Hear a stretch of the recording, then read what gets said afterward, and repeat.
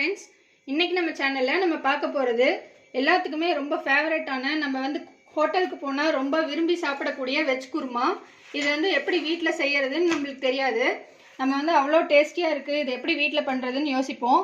இதை வந்து நம்ம எப்படி ஈஸியாக வீட்லேயே பண்ணலாம் அப்படிங்கிறது தான் நம்ம இந்த வீடியோவில் பார்க்க போகிறோம். இதை வந்து சப்பாத்தி, பூரி, இடியாப்பம் எல்லாத்துக்கூடவுமே காம்பினேஷன் சூப்பராக இருக்கும். இதை எப்படி பண்ணலான்னு பார்க்கலாம் வாங்க. கடாயில் ஒரு 3 டேபிள் ஸ்பூன் அளவுக்கு எண்ணெய் ஆட் பண்ணிக்கோங்க. நான் கடலை எண்ணெய் ஆட் பண்ணுறேன். எண்ணெய் சூடானதுக்கப்புறமா அதில் ஹோல் கரம் மசாலா ஆட் பண்ணிக்கலாம். சோம்பு 1 டீஸ்பூன், பட்டை 2, கிராம்பு 3, ஏலக்காய் 2, ஒரு பிரிஞ்சி இலை எல்லாமே ஆட் பண்ணிக்கலாம். இந்த ஹோல் ஸ்பைசஸ்லாம் நல்லா பொரிய ஆரம்பிக்கும் போது நம்ம வெங்காயம் 2 பெரிய சைஸ் வெங்காயம் இந்த மாதிரி ஸ்லைஸ் பண்ணி வச்சுருக்கோம், அதை ஆட் பண்ணிக்கலாம். குருமாவுக்கு எப்போவுமே வெங்காயம் வந்து ஸ்லைஸ் பண்ணி போட்டிங்கன்னா தான் டேஸ்ட் நல்லாயிருக்கும். இந்த வெங்காயம் ஒரு 70% அளவுக்கு வதங்கட்டும். இந்த வெங்காயம் வதங்கிட்டு இருக்கும் போதே இதில் 3 பச்சை மிளகாய் கீரி ஆட் பண்ணிக்கலாம். நீங்கள் காரத்துக்கு இதுக்கு வந்து பவுடர் மசாலா அதிகமாக ஆட் பண்ணக்கூடாது, பச்சை மிளகாய் தான் அதிகமாக ஆட் பண்ணணும். காரம் உங்களுக்கு வேணும்னா. கூடவே ஒரு கொத்து கருவேப்பிலையில் இதெல்லாமே சேர்த்து நல்லா வதக்கலாம். பாருங்க, வெங்காயம் இந்த அளவுக்கு வதங்கினதுக்கப்புறமா இதில் 1 டேபிள் ஸ்பூன் அளவுக்கு இஞ்சி பூண்டு பேஸ்ட் ஆட் பண்ணிக்கலாம். இந்த இஞ்சி பூண்டோட பச்சை வாசம் போகிற வரைக்கும் வதக்கிக்கோங்க. இப்போ இஞ்சி பூண்டோட பச்சை வாசம் போனதுக்கப்புறமா இதில் 2 மீடியம் சைஸ் தக்காளி ஃபைன் சாப் பண்ணி வச்சுருக்கோம், அதை ஆட் பண்ணிக்கலாம். இந்த தக்காளி நல்லா மசியாக குக் ஆகணும்.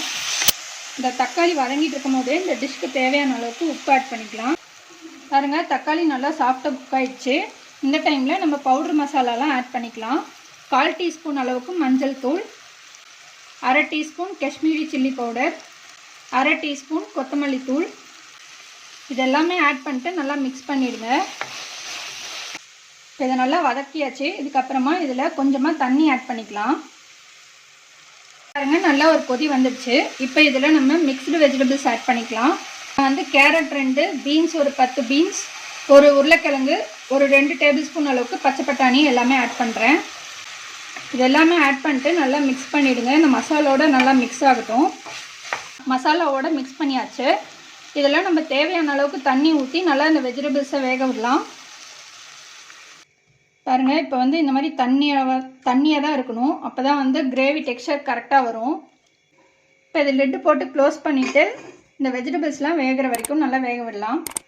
இந்த வெஜிடபிள்ஸ் வந்துட்டு இருக்கிற கேப்பில் நம்ம தேங்காய் பேஸ்ட் அரைச்சிக்கலாம். அதுக்கு 1/4 கப் அளவுக்கு தேங்காய், 10 to 12 முந்திரி பருப்பு, 1 டீஸ்பூன் கசகசா, 1/2 டீஸ்பூன் சோம்பு, இதெல்லாமே ஆட் பண்ணிட்டு தண்ணி ஊற்றி ஒரு 90% அளவுக்கு, அதாவது நல்லா மையாக அரைக்கக்கூடாது, கொஞ்சம் கொரகொரப்பாக இருக்கிற மாதிரி அரைச்சிக்கோங்க. பாருங்கள், இந்த அளவுக்கு நல்லா கொரகொரப்பாக இருக்கிற மாதிரி அரைச்சிக்கோங்க. ரொம்ப ஃபைன் பேஸ்ட்டாக அரைச்சிட்டிங்கன்னா நம்ம குருமா நல்லா இருக்காது. இப்போ நம்ம ஓப்பன் பண்ணி பார்க்கலாம். பாருங்கள், வெஜிடபிள்ஸ்லாம் நல்லா வெந்து வந்துடுச்சு. நல்லா நம்ம ஊற்றின தண்ணி எல்லாமே ட்ரைன் ஆகி நல்லா கெட்டியாகிடுச்சு, திக்காகிடுச்சு. இப்போ இந்த டைமில் நம்ம தேங்காய் பேஸ்ட் ஆட் பண்ணிக்கலாம். நம்ம அரைச்சி வச்ச தேங்காய் பேஸ்ட்,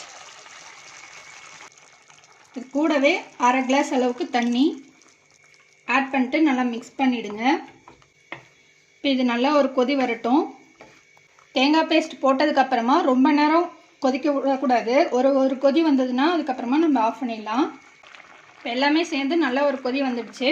இந்த டைமில் நம்ம கொத்தமல்லி இலை கொஞ்சமாக ஆட் பண்ணிக்கலாம். ஆட் பண்ணிட்டு மிக்ஸ் பண்ணிவிட்டு ஸ்டவ் ஆஃப் பண்ணிடுங்க. அவ்வளோதான், நம்ம வெஜ் குருமா ரெடி ஆகிடுச்சு.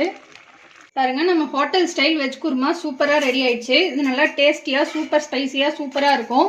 ஸோ ட்ரை பண்ணி பாருங்கள். ட்ரை பண்ணிட்டு உங்கள் கமெண்ட்ஸை போஸ்ட் பண்ணுங்கள், உங்கள் ஃப்ரெண்ட்ஸோடு ஷேர் பண்ணுங்கள். எங்கள் சேனலை மறக்காமல் சப்ஸ்கிரைப் பண்ணுங்கள். இன்னொரு இன்ட்ரெஸ்டிங்கான வீடியோவில் நம்ம மறுபடியும் மீட் பண்ணலாம். தேங்க்யூ.